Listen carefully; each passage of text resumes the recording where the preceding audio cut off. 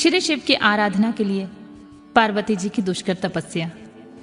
ब्रह्मा जी कहते हैं, देवर्षि, तुम्हारे चले जाने पर प्रफुल्लित हुई पार्वती ने महादेव जी की तपस्या से ही साध्य माना और तपस्या के लिए मन में निश्चय किया। तब उन्होंने अपनी सखी जया और विजया के द्वारा पिता हिमाचल और माता मेनका से आज्ञा मांगी।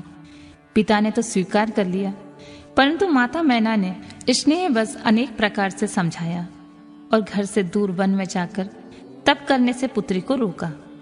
मैना ने तपस्या के लिए वन में जाने से रोकते हुए, उमा बाहर न जाओ, ऐसा कहा।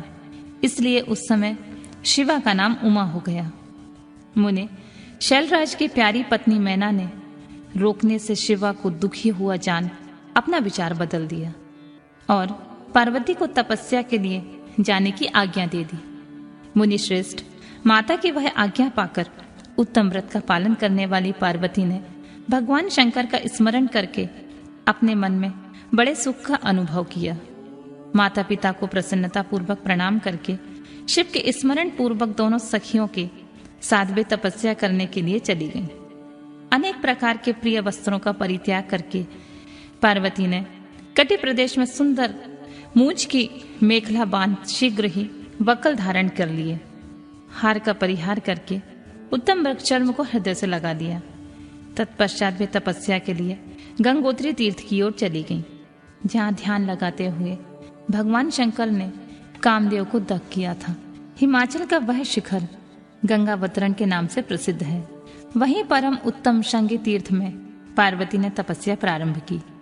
गौरी के तप करने से उसका गौरी शिखर नाम हो गया।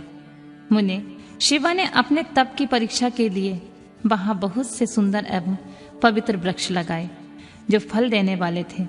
सुंदरी पार्वती ने पहले भूमि शुद्ध करके वहां एक वेदी का निर्माण किया। तदनंतर ऐसी तपस्या आरंभ की जो मुनियों के लिए भी दुष्कर थी। वे मन सहित संपूर्ण इंद्रियों को शीघ्र ही काबू में करके उस वेदी पर उच्च कोटि की तपस्या करने लगी। ग्रीष्म ऋतु में अपने चारों ओर दिन रात आग जलाए रखकर बीच में बैठती और निरंतर पंचाक्षर मंत्र का जाप करती रहती थी। वर्षा ऋतु में वेदी पर सुस्थिर आसन में बैठकर अथवा किसी पत्थर के चट्टान पर ही आसन लगाकर वे निरंतर वर्षा काल की जलधारा से भीगती रहती थी। शीतकाल में निराहार रहकर भगवान शंकर के भजन में तत्पर हो वे सदा शीतल जल के भीतर खड़ी रहती तथा रात भर बर्फ की चट्टानों पर बैठा करती थी। इस प्रकार तप करती हुई पंचाक्षर मंत्र से जप में संलग्न हो शिवा संपूर्ण मनोवांछित फलों की दाता शिव का ध्यान करती थी। प्रतिदिन अवकाश मिलने पर वे सखियों के साथ अपने लगाए हुए वृक्षों को प्रसन्नता पूर्वक सींचती और वहां पधारे हुए अतिथियों का आतिथ्य सत्कार भी करती थी। शुद्ध चित्त वाली पार्वती ने प्रचंड आंधी, कड़ाके की सर्दी, अनेक प्रकार की वर्षा तथा दुसह धूप का सेवन भी किया। उनके ऊपर वहां नाना प्रकार के दुख आए, परंतु उन्होंने उन सबको कुछ नहीं गिना। मुने, वे केवल शिव में मन लगाकर वहां सुस्थिर भाव से खड़ी या बैठी रहती थी। उनका पहला वर्ष फलाहार में बीता, दूसरा वर्ष केवल उन्होंने पत्ते चबाकर बिताया। इस तरह तपस्या करती हुई देवी पार्वती ने क्रमशः असंख्य वर्ष व्यतीत कर दिए। तदनंतर हिमवान की पुत्री शिवा देवी पत्ते खाना भी छोड़कर सर्वथा निराहार रहने लगी। तो भी दपचर्या में उनका अनुराग बढ़ता ही गया। हिमालय पुत्री शिवा ने भोजन के लिए पर्ण का भी परित्याग कर दिया, इसीलिए देवताओं ने उनका नाम अपर्णा रख दिया। इसके बाद पार्वती भगवान शिव के स्मरण पूर्वक एक पैर से खड़ी होकर पंचाक्षर मंत्र का जाप करती हुई बड़ी भारी तपस्या करने लगी। उनके अंग चीर और बलकल से ढके थे। वे मस्तक पर जटाओं का समूह धारण किए रहती थी। इस प्रकार शिव के चिंतन में लगी हुई पार्वती ने अपनी तपस्या के द्वारा मुनियों को जीत लिया। उस तपोवन में महेश्वर के चिंतन पूर्वक तपस्या करते हुए काली के 3000 वर्ष बीत गए।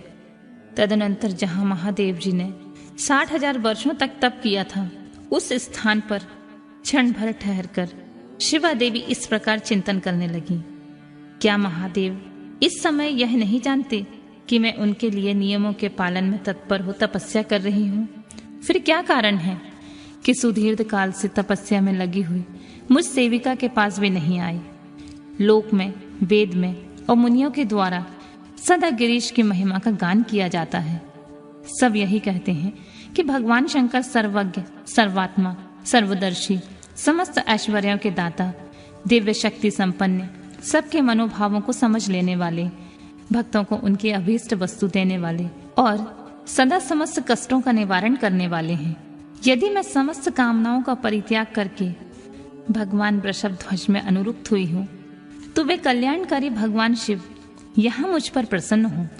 यदि मैंने नारद तंत्र स्तोक्त शिव पंचाक्षर मंत्र का सदा उत्तम भक्ति भाव से विधि पूर्वक जप किया हो, तो भगवान शंकर मुझ पर प्रसन्न हो।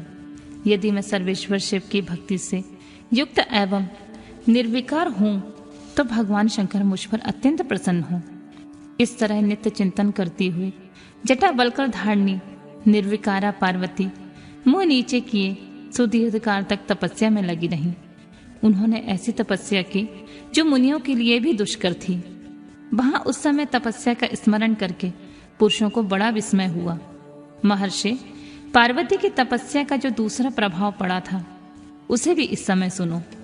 जगदम्बा पार्वती का वह महान तप परम आश्चर्यजनक था, जो स्वभावतः एक दूसरे के विरोधी थे। ऐसे प्राणी भी उस आश्रम के पास जाकर उनकी तपस्या के प्रभाव से विरोध रहित हो जाते थे। सिंह और गौ, सदा उनके रागादि दोषों से संयुक्त रहने वाले पशु भी पार्वती की तप की महिमा से वहां परस्पर बाधा नहीं पहुंचाते थे।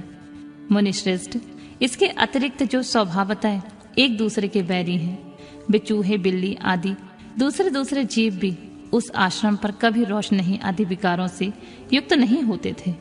वहां के सभी वृक्षों में सदा फल लगे रहते थे। भांति भांति के तृण और विचित्र पुष्प उस वन की शोभा बढ़ाते थे। वहां का सारा वन प्रांत कैलाश के समान हो गया। पार्वती के तप की सिद्धि का साकार रूप बन गया।